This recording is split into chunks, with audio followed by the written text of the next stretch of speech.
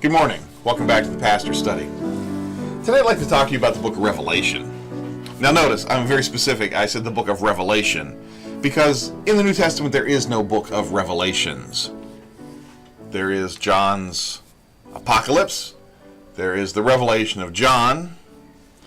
There is the Apocalypse of John, the Revelation of John, the book of the Apocalypse, the book of the Revelation, whatever you want to call it, it's fine. But in every case, it is singular. It is never plural. Can't tell you how many times I have heard in the media, in movies, in TV, in literature, references to the book of Revelations. Sorry, there is no such book in the New Testament. Even worse, I have heard countless Christians who claim to be students of the Bible make constant reference to the book of Revelations. There is no book of Revelations. There is the book of Revelation. Now, the New Testament books were typically known by the first few words of the text. Genesis in Greek, in the beginning, it comes from the Greek word there. Here in the book of Revelation, it's the same way. Apocalypto, to reveal. The word that appears first in the text. That's how it was known. This is typically how books were identified. The first few names of the scroll or the binding, however it was done. Now there are a lot of ways we can talk about this book, and many of them are very important. But before we do that, I want to talk to you a little bit about authorship. The text identifies the author's name as John. It does not claim to be John the bishop, or I'm sorry, John the apostle. It's just John. Now, early Christians, in particular, I would say Justin Martyr, Irenaeus, related to the Bishop of Sardis, Clement of Alexandria, all of these men understood that this is John the apostle, the beloved disciple. And I see no reason to disagree with that. Now, what modern biblical scholarship will say is that there is no way to know from the text itself which John writes the book of Revelation. And it's true. The text itself says John. It does not identify which John, and that's just sort of the way this works. Now, that doesn't mean it's not John the Apostle. It just means that the text itself doesn't say. Now, when was the book written? Probably somewhere between 81 and 96 of the Common Era or AD, however you're comfortable with that. And there's nothing in the text that would suggest otherwise. It fits nicely into that window. And it's a good time to think about when it's written. Now, you can make an argument for sometime earlier, sometime later. But I think this fits very well. Now, what we have when we look at the book of Revelation is an apocalyptic book. Now, this is a particular type of literature. Apocalyptic literature would include things like Ezekiel and Daniel. The non-canonical books of Enoch, for example, would also fall into that. And there are others. Revelation is the only apocalyptic book in the New Testament canon. Now, the Gospels will contain short passages that are apocalyptic.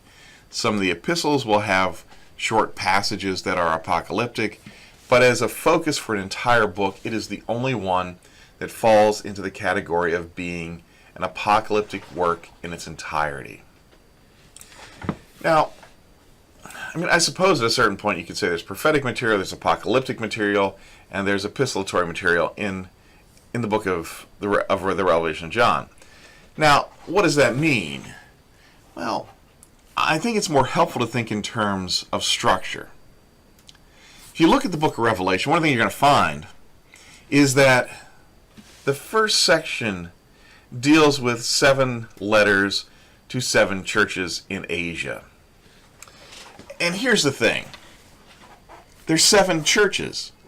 These in history were 7 literal churches in Asia that John most likely had pastoral responsibility for, either as bishop or as pastor or in some oversight.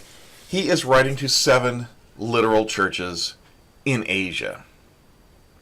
Now you could turn these into 7 ages of the church, as Darby does in a dispensational reading of Revelation and the whole of Scripture, but I don't think there's any reason to do that. These are 7 letters to 7 specific churches. You'll notice as you look at them, each of the churches have their own unique issues to deal with, and they are addressed that way. They're not long letters. Some are relatively short and simple. But they're 7 letters to real churches. Now, here's the thing.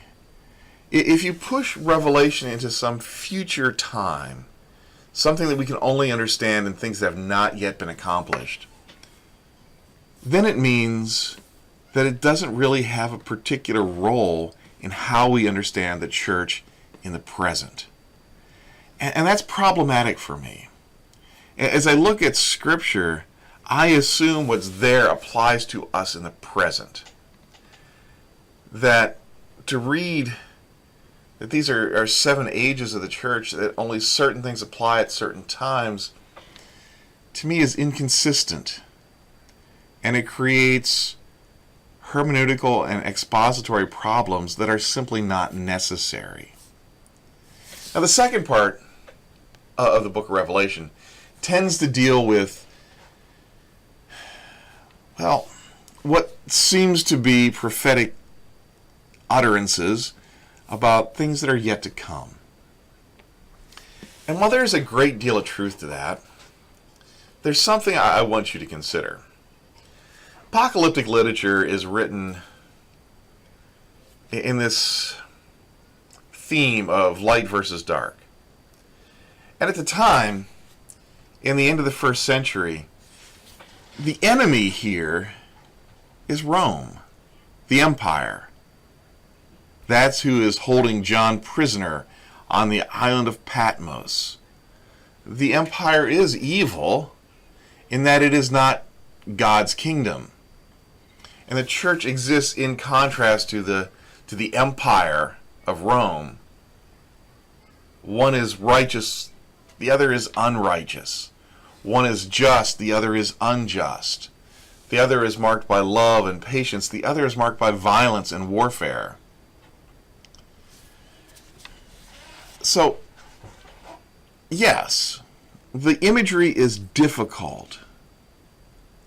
But had you been a 1st century Christian, living in the Roman Empire, you would have understood this text in a much different way than someone growing up during the Cold War in North America. I have very distinct memories of being at my grandmother's house and looking at a magazine that was published by the Mennonite Church, and I can't tell you which one it was, because I honestly don't remember. I was maybe 16 at the time. And there was a group of Mennonites who had recently returned from Russia. They had been visiting with Mennonites in Russia. At the same time, I was reading The Late Great Planet Earth by Hal Lindsey. And, you know, it sparked a question in my mind. Would Christians living in Russia have understood Russians as being the evil empire of Revelation? Now, for Lindsay, living in North America, the height of the Cold War, of course, Russia is the evil empire. But for Christians living in Russia, who's the evil empire? They may well have understood to be the United States. The point is, when we begin inserting our current situation into the text and reading it in an ahistorical context, we often end up pulling the meaning out of place. Now, I don't want to say that the book of Revelation is an easy one to understand. The imagery is obscure. The language and the symbolism are hard to understand. Some of it may have allegorical overtones. But at the end of the day, I tend to be more of a preterist in my understanding of what is in the book of Revelation. Not that everything has been completed, but rather that it applied very clearly in the time when it was written. And we continue to read that today. And as we do that, it's important to understand our own prejudices and assumptions when we come to the text. Now, you may not be a preterist, you may be a dispensationalist, or you may be a futurist, thinking that Revelation is entirely about the future. And that's okay. We don't have to agree on how we read the book of Revelation. But there are things that we will all understand about it, regardless of our particular nuances. The ongoing struggle between good and evil, between light and dark, is very much part of our story as well, however we read this. So I will encourage you not to think about Revelation as a book that doesn't really belong to the church anymore, and that it's not needed in the canon because we can't understand it.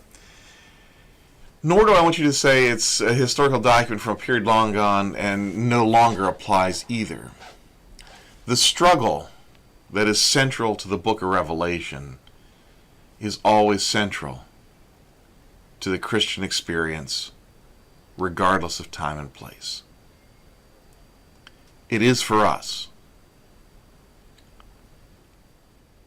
So read it that way. I hope you have a great day. I will talk to you on Sunday.